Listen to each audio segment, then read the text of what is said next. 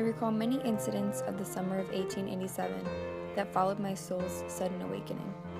I did nothing but explore with my hands and learn the name of every object that I touched. And the more I handled things and learned their names and uses, the more joyous and confident grew my sense of kinship with the rest of the world.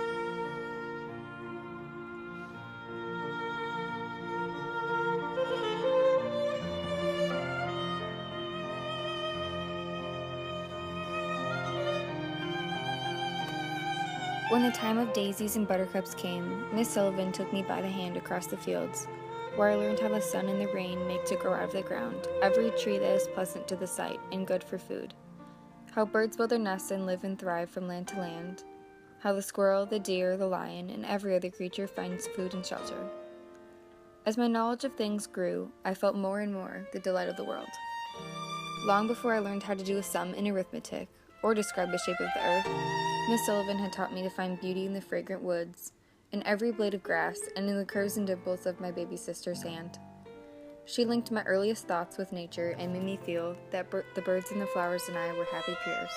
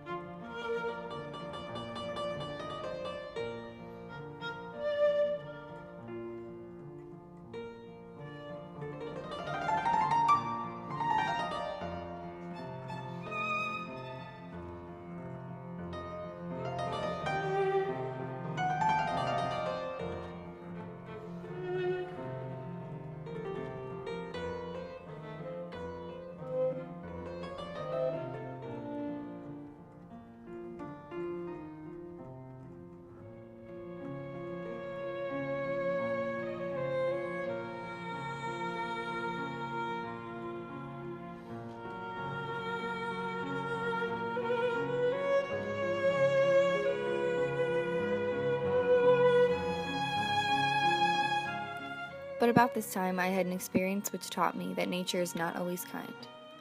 One day, my teacher and I were returning from a long ramble. The morning had been fine, but it had been growing warm and sultry when at last we turned our faces homeward. 2 or 3 times we stopped to rest under a tree by the wayside. Our last halt was under a tree a short distance from the house.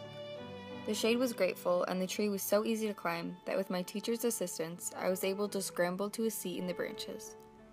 It was so cool up in that tree that Miss Sullivan proposed that we have our lunch in there. I promised to keep still while she went back to the house to fetch it.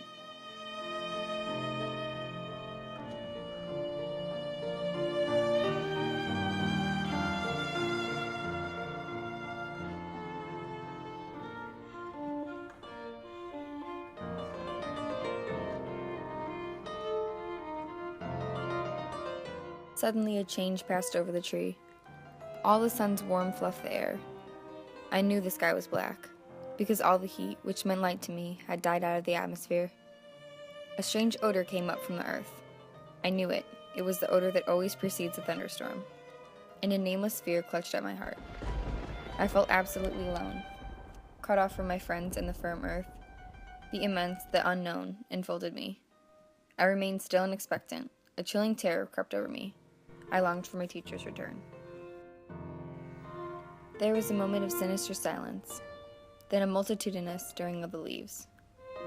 A shiver ran through a tree, and the wind sent forth a blast that would have knocked me off had I not clung to the branch with might and main. The tree swayed and strained. The small twigs snapped and fell about me in showers.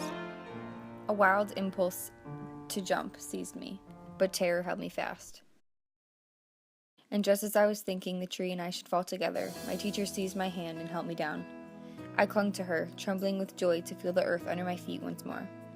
I had learned a new lesson, that nature wages open war against her children, and under softest touch hides treacherous claws.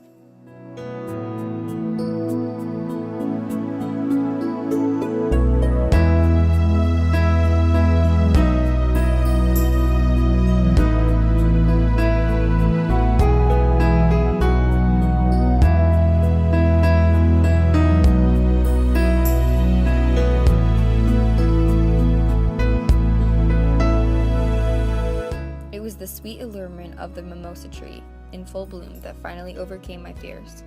I started up and instinctively stretched out my hands. It seemed as if the spirit of spring had passed through the summer house. "What is it?" I had asked, and the next minute I recognized the odor of the mimosa blossoms. It seemed as if the tree of paradise had been transplanted to earth. I made my way through a shower of petals to the great trunk, and for 1 minute stood irresolute. Then, putting my foot in the broad space between the forked branches, I pulled myself up into the tree. I had some difficulty in holding on, for the branches were very large, and the bark had hurt my hands. But I had a delicious sense that I was doing something unusual and wonderful, so I kept on climbing, until I reached a little seat which somebody had built there so long ago. I sat there for a long, long time, feeling like a fairy on a rosy cloud.